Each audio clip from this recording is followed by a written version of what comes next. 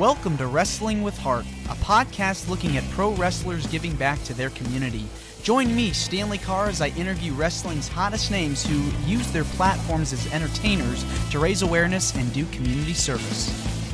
Hello and welcome to another edition of Wrestling with Heart. This is the show where we talk with professional wrestlers and professional wrestling personalities about their lives in and outside of the ring, as well as doing acts of charity work, community service, volunteering, and spreading positivity. We're always about the positivity here on the show, and with me right now, I've got a very special guest, a true legend, a pioneer, a trailblazer in the world of professional wrestling and women's wrestling.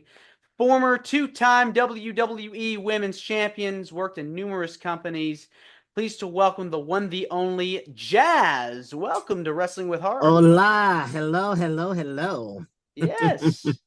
Thank you so much for being here. Thanks for inviting me. Absolutely. Yes, sir. So let's talk about your childhood and upbringing. Where did you grow up? I grew up, you could say Memphis, Tennessee. I grew up, watching Memphis Wrestling all my life. Not saying that I ever wanted to become a wrestler. That was the farthest thing from my mind, but just grew up, my family, they're all very athletic. Grew up, probably had a softball in my hand at the age of probably 3 or 4, or if not earlier. Always doing something. The family always playing basketball, softball, just doing something. And I guess it just kind of rubbed off on me. It definitely seems like sports, when I talk to a lot of people, it's like an escape. It just takes you out of the everyday problems that you're facing and going through, and you're into something that you love to do, you're passionate about. And for you, it was sports. Very athletic growing up. Yes. And what was your favorite sport to play growing up as a kid? Actually, honestly, it was basketball, and I would say softball. All right. Yes. But I played slow pitch softball. I didn't play fast pitch. Okay. So let me just clear that up. You have to be really good with the hand and eye coordination in order to throw the ball Absolutely. and catch it Yes. and everything. So Yes. awesome. I was pretty good in track as well. Ran the 100-yard dash, did the couple of relays, but yeah. So those was probably my top 3. Okay. And you had mentioned, growing up watching wrestling, longtime fan, Memphis Wrestling, was a hotbed, really. So many people came through there. Your Hulk Hogan's, your Steve Austin's, your Rocks. Anybody that was somebody came through Memphis. Yes. And what was it about wrestling just growing up that just made you go, I love this? I mean, it's as I feel now, it's like the good versus evil. You had someone to cheer, you had someone you hated, and you always contemplating and waiting for the good guy to win all the time. It was like your typical it was your Rocky movie. Yeah, that's a good way of putting it. Definitely. Yes. And who were some of your favorites growing up to watch? Oh my God, Junkyard Dog. Jerry Lawler, of course. He was Memphis legend. Bill Dundee. Oh my God, the list goes on and on. That's just Memphis, but you grew up. You watch Atlanta territory there. You had the Four Horsemen and Ric Flair, and you had people that you hated like the Hammer Valentine, and Paul Orndorff. So there was quite a few. Yeah, definitely something for everyone. Yes. And it was just captivating, when you watch these characters come out, you love to cheer them or boo them every week. And I know it was later down the line, but what was the point where you decided, I want to go into wrestling? I was after high school, a few years after high school. A friend of mine approached me because he knew I was pretty athletic and told me that he think I'd be a good candidate to try to get in the wrestling business. And first I told him, like, dude, like, I don't want to make a fool of myself. So he convinced me to follow him one weekend up to Don Bass's place, where Don had some kind of form of a ring set up in his barn. It wasn't some form of a ring. Got in there and took a couple of bumps, hit my head a few times, and decided, well, no, this is not for me. So then I decided, how won't I just be a valet? So I did that for a little bit. And then I got whim that Junkyard Dog had a school in Lafayette, Louisiana. So I was like, you know what? Like, it's Junkyard Dog. If I'm gonna do this, I'm gonna do it. So I packed my bags up and got on the Greyhound and went to Lafayette, Louisiana. Yeah, I mean, you have to really want it. You have to really figure out a way. If you really want it bad enough, you have to do it. So you went to his school, learned a lot. What were some words of wisdom, pieces of advice that you got from your trainers? Well, I mean, I had a few trainers. Junkyard Dog, most definitely, he was one that really taught me the business, how to protect myself in the business, and how not to allow anyone to make a fool out of me, and allow my talent to speak for itself. Because I was a woman, an African American woman, which wasn't many back in my time. I think Jacqueline was the only other one African American woman in the business at the time, and Junkyard Dog just gave me, just words of wisdom, just to know who I am and not let anyone demeanor me and lesser me than what I'm here to, lesser me than being an athletic professional wrestling woman. So Yeah. so that stuck with me and still stick with me to the day, and I try to pass that along with the other women that I work with. So after Junkyard Dog, he and I kind of went our separate ways. Rodney, my husband came in the picture before all that. So Rodney and I became good friends and started training together, and then we met up with Rod Price. And Rod said if I wanted to really make money in this business, I really need to focus on wrestling, because at the time I was just being a valet, because there wasn't any women really out there for me to wrestle. So, and I just thought, hey, I'll just be the next Miss Elizabeth or Scary Sherry. And he told me if I wanted to make money in this business, and I had to wrestle. So I was like, let's do it. So I trained with Rod for about 6, 8 months, and went to ECW, and the rest is history. Yeah, and you got paired up with the Impact players, working with the likes of Just Incredible, Jason Knight, Lance Storm. Yes. What was it like working with those guys? Oh man, it was amazing. They took me underneath their wing, everyone was so nice and so giving, and very protective, because again, I was green as could be. I didn't know anything. I learned everything on the fly. Each night I learned I learned as I went. And you got in the ring with Jason Knight later on. Working Yes. with guys, I'd imagine is a lot different than working with women. A lot different, a lot different. And Paulie made sure that the guys didn't just treat me like a woman, So if we was gonna wrestle, we were gonna wrestle. So Hmm. yeah, so yeah, I had to bring it, I had to treat it as if I was in a fight for my life every night. And what was it like being around the women in ECW? Oh man, we were everyone was so close, ECW is like a really big family. So being around with the girls, Francine, Dawn Marie, again, very close to both, still to this day, very close to both of those ladies. And then Lita came in, Miss Congeniality, she and I became good friends, started traveling together. So yeah, we were just a little sisterhood. Yep. And then eventually ECW closes, WWE picks you up. Yes. Tell me about that call that you got, how you got signed. Tell us all about what Yeah, happened. it was out of the blue. I went and did a dark match. Saw Tommy Dreamer at an indie show in Texas, because Rodney and I were living in Fort Worth, Texas at that time, and saw Dreamer at a show. And Dreamer was like, "I'm gonna talk to Paul Lee. We're gonna see about you getting a dark match and give you a tryout." I was like, "Heck yeah, let's do it." So all that was set up when I did my dark match, and I was told they were really really impressed. I would say about a month or two later, got the phone call and said they were interested and wanted me to head straight to Kentucky for the developmental. And the rest is history. I mean, look at all the women that you've gotten to work with over the years. Trish Stratus, Lita, Yes. Victoria, Jacqueline. Molly. It's unbelievable. List of Yes, people, people still to this day talk about that core group of women, that really yes. kind of set the tone for what we see today with the women's revolution. How, who were some of your favorite opponents that you got to work with during your Oh career? man, oh, all of the girls. I mean, because we were out there to make a point. We were making a statement, you know.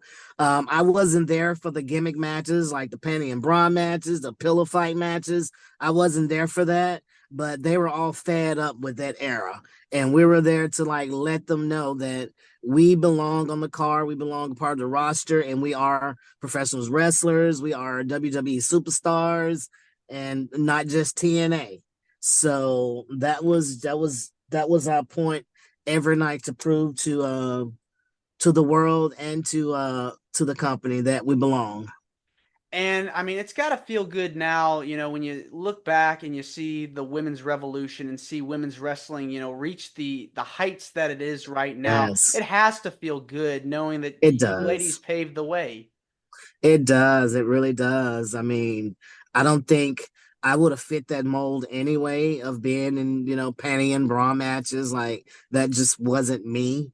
Uh so yeah, like it's just everything worked out, like you said, the evolution of the women wrestling today. I mean, like again, when I started there were barely 5 women wrestling. I mean, all on the indies there were barely 5 to 10 women in the business trying to make it, and now there's thousands. It's like women wrestling has taken over.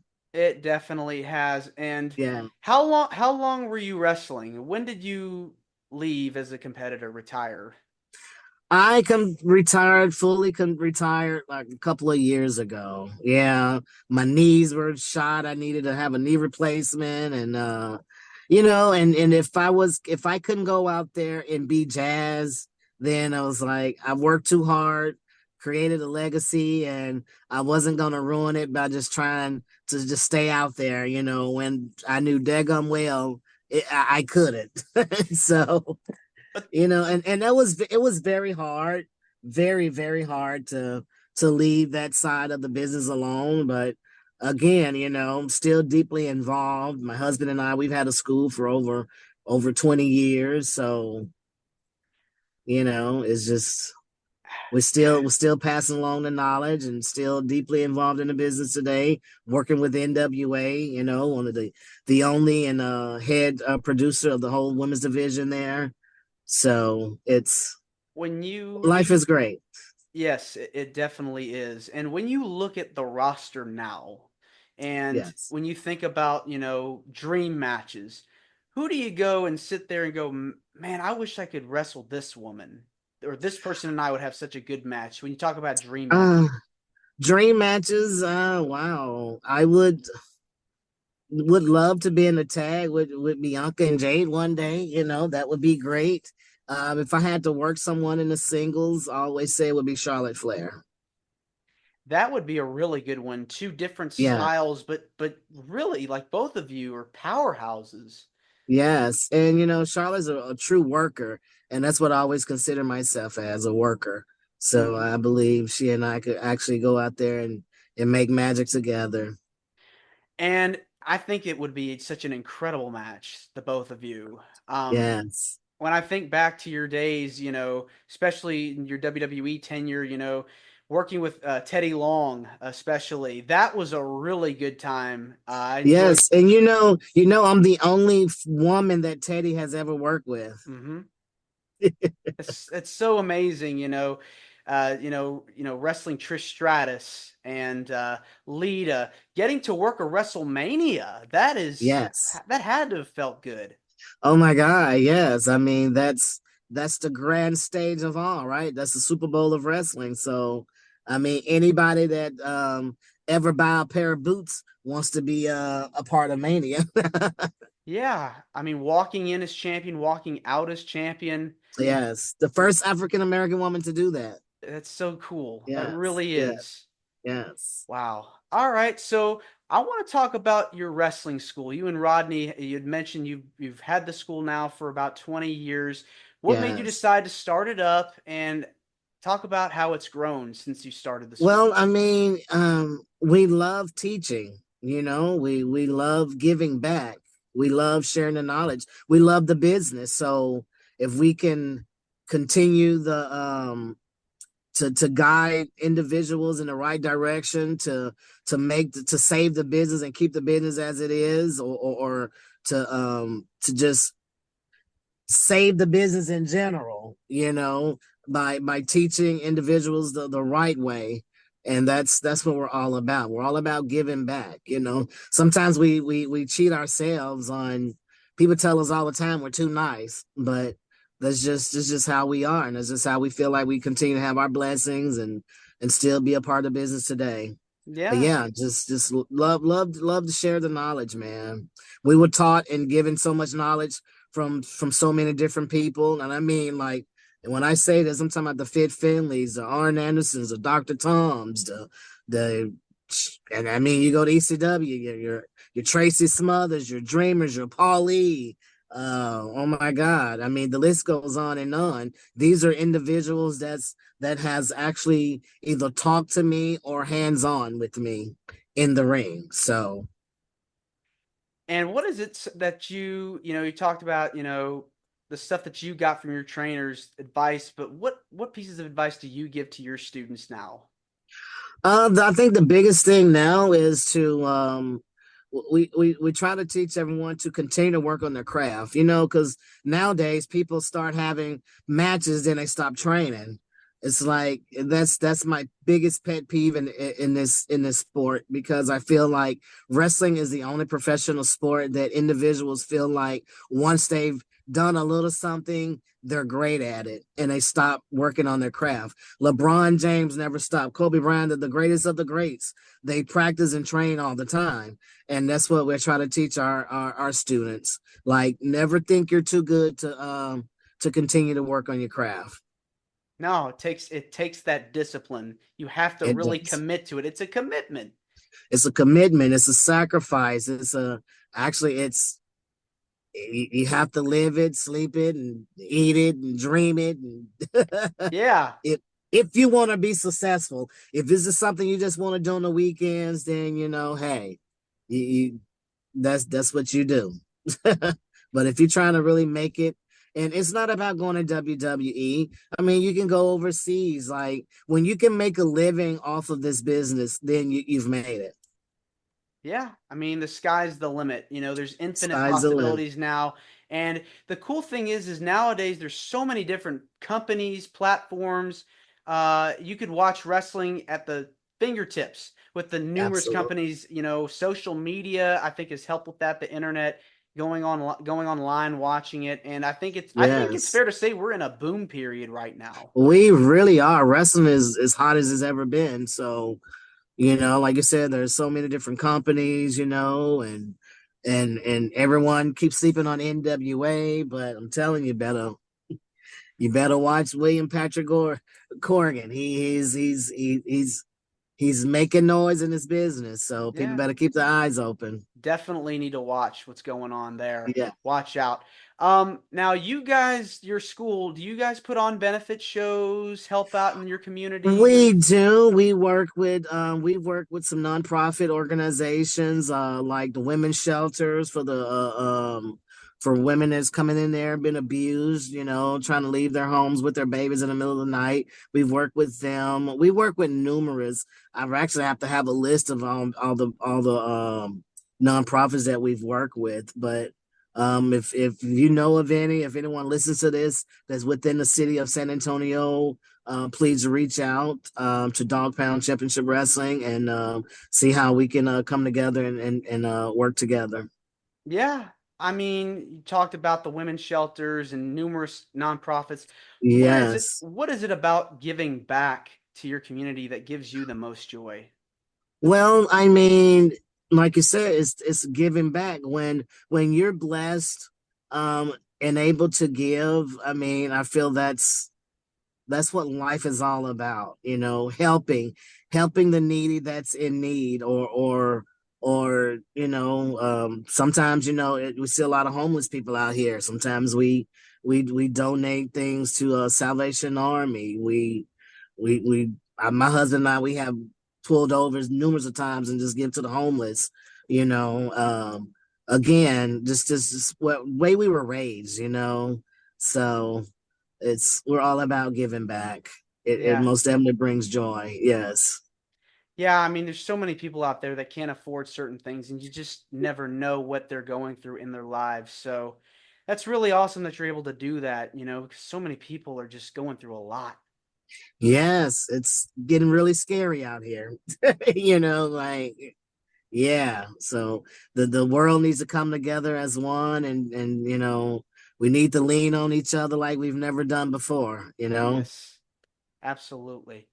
Yes. So, where do you feel women's wrestling should go in the next 5 to 10 years? In your opinion, where do you see everything heading?